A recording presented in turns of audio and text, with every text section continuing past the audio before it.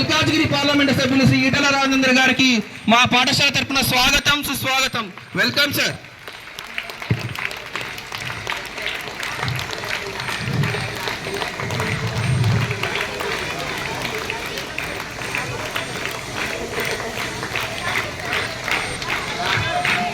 Okay, attention studies, attention studies, attention studies, attention.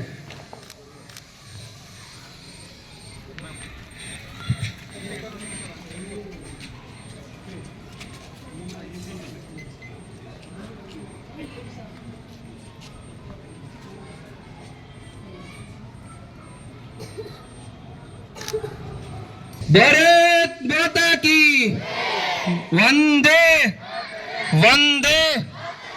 మరి మన వందే మాతర గీతాన్ని జాతికి అంకితం చేశారు. 150 సంవత్సరాలు అవుతుంది. బంకించంద్ర చట్టోపాధ్యాయ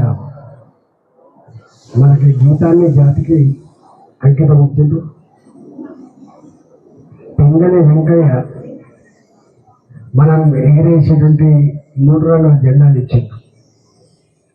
రవీంద్రనాథ్ ఠాగూర్ మనకు జనగణమన ఇచ్చింది.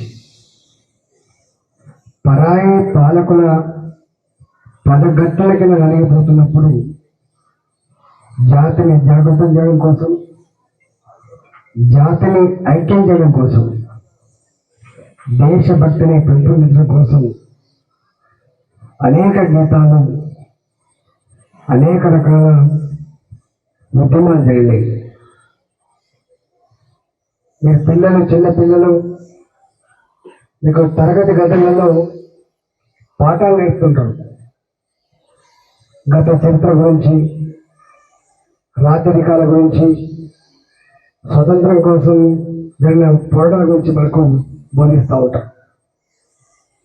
కొన్ని వందల సంవత్సరాలు, 5 ఏళ్ళు 10 ఏళ్ళు కాదు, వందల సంవత్సరాల కాలం పాటు భారత జాతి ఏకోన్ముఖంగా భారత మాత దాస్య శృంఖలను పెంచడం కోసం లక్షల మంది భారత మాత ముద్దు బిడ్డలు తమ ప్రాణాన్ని పరంగా పెట్టారు. లక్షలాది మంది భారత మాత ముద్దు బిడ్డలు అండమాన్ లాంటి జైళ్లలో, నికృష్టమైన జైళ్లలో మగ్గిండ్రు. కోట్ల మంది గాంధీ నాయకత్వంలో కావచ్చు, సుభాష్ చంద్రబోస్ నాయకత్వంలో కావచ్చు, మన పిల్లలు భగత్ సింగ్, రాజగురు, సుఖ్దేవ్, ఆజాద్, చంద్రశేఖర్ లాంటి చిన్నపిల్లల నాయకత్వంలో కావచ్చు అనేక పోరాటాలు జరిగాయి. మనం వింటూ ఉంటాం, ఝాన్సీ రాణి చిన్న పిల్లల్ని ఎత్తుకొని ఈ దేశ విముక్తి కోసం, భారత జాతిని కాపాడడం కోసం ఎట్లా కత్తిపట్టి యుద్ధం చేసిందో మనకు ఫోటోలు కనపడతా ఉంటాయి. అందుకని ఇవాళ మనం వింటున్న ఈ పాట, మన గీతం ఆనాడు నిషేధించబడ్డ గీతం. ఆనాడు జెండా ఎత్తాలంటేనే ప్రాణం గాలిలో కలిసిపోయేటువంటి రోజులు. ఇవాళ మనం అనుభవిస్తున్న ఈ స్వేచ్ఛ, మనం ఎగిరేస్తున్న 3 రంగుల జెండా, ఇది ఊరికనే వచ్చింది కాదు, త్యాగాల ఫలితంగా వచ్చింది.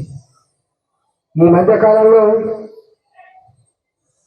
జమ్మూ కాశ్మీర్ నుంచి మొదలుపెట్టి కన్యాకుమారి వరకు, కచ్ నుంచి మొదలుపెట్టి అరుణాచల్ ప్రదేశ్ వరకు జాతులు వేరైనా, భాషలు వేరైనా, సంస్కృతి వేరైనా, సాంప్రదాయాలు వేరైనా, కానీ అందరం భారత మాత పుత్రులమైనటువంటి భావన ఇవాళ ప్రస్ఫుటంగా కనబడుతున్న రోజులు ఇవి. అందువల్ల జాతిని ఐక్యంగా ఉంచేది, మళ్ళీ కలిసి ముందుకు నడిపించేది, మనలో దేశభక్తిని పెంచేది, ప్రపంచ చిత్రపటం మీద భారత జాతి ఆత్మగౌరవాన్ని ఆవిష్కరించాలంటే మనలో ఆ దేశభక్తి కనుక లేకపోతే అది సాధ్యం కాదు. కాబట్టి ఒకప్పుడు మన పురాణాల చరిత్ర ప్రపంచంలోనే భారతదేశం విశ్వగురు స్థాయిలో ఉందని చెప్పి మనం చదువుకుంటూ ఉంటాం. పరాయి పాలకుల పదగట్టల కింద మనం అనేక రకాల హింసకు గురై మన సంస్కృతిని మన సాంప్రదాయాలు ఆడవాళ్ళు లేకుండా ప్రయత్నం చేసినాం, కానీ మనం కాపాడుకున్నాం. ఇవాళ మనం దేశానికి స్వతంత్రం వచ్చి 79 సంవత్సరాలు అవుతుంది. 79 సంవత్సరాలు అవుతుంది. మన పిల్లలు ఎంత చదువుకున్నా, ఎంత ఎత్తుకు ఎదిగినా, మనమందరం భారతీయులం, భారత మాత ముద్దు బిడ్డలైనటువంటి భావన కలిగి లేకపోతే మనం చూస్తా ఉన్న ప్రపంచంలో అనేక దేశాలు ఎట్లా విచ్ఛిన్నమైపోతున్నాయో, అనేక దేశాల్లో ఎట్లా ప్రశాంతం లేకపోతుందో, కానీ 140 కోట్ల ప్రజలు ఉన్నప్పటికీ, ఇన్ని వైవిధ్యాలతో కూడిన వ్యవస్థ ఉన్నప్పటికీ కూడా ఇప్పటికీ మనం కలిసిమెలిసి జీవించడానికి ఉండడానికి ఇలాంటి గీతాలు మాన్యులు అనేటువంటి ఆ దేశభక్తి ఇవాళ మనకు కల్పిస్తుంది. చరిత్ర చెప్పుకుంటూ పోతే చాలా గొప్పగా ఉంటుంది, కానీ చిన్నపిల్లలు మిస్ అవుతుంది. ఆనాడు మనం అనుకున్నాడు 12 సంవత్సరాలు భగత్ సింగ్ వయసు, 7th క్లాస్ చదువుతున్న భగత్ సింగ్ ఆనాడు డయర్ జలివాలా బాగ్లో భారతీయులపై తుపాకులు వెక్కిపెట్టి కొన్ని వందల మందిని చంపినాడు. ఆ రక్తంతో కలిసిన మట్టిని తీసుకొని ప్రమాణం చేసినట్టు భగత్ సింగ్ ఈనాటికి మన పిల్లలకు ఆదర్శం.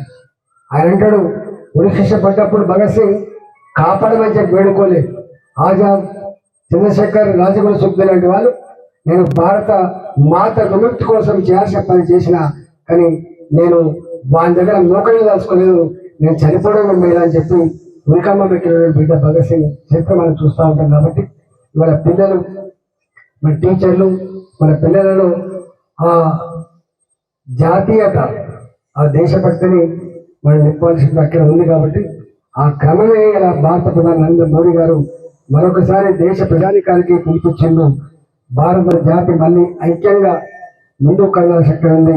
వీటన్నిటి తలుచుకుంటూ మళ్ళీ మనం పునరేకితం కావాల్సిన శక్తి ఉందని చెప్పి వారు ఏ సందేశం అయితే ఇచ్చిండో ప్రధానమంత్రి గారు, ఏ ఆదేశాలు అయితే మనకి ఇచ్చిండో దాన్ని మన దేశవ్యాప్తంగా మనం అమలు చేస్తా ఉన్నాం. కాబట్టి ఈ సందర్భంగా మీ అందరికీ కూడా శుభాకాంక్షలు తెలియజేస్తూ భారత్ మాతాకి మరి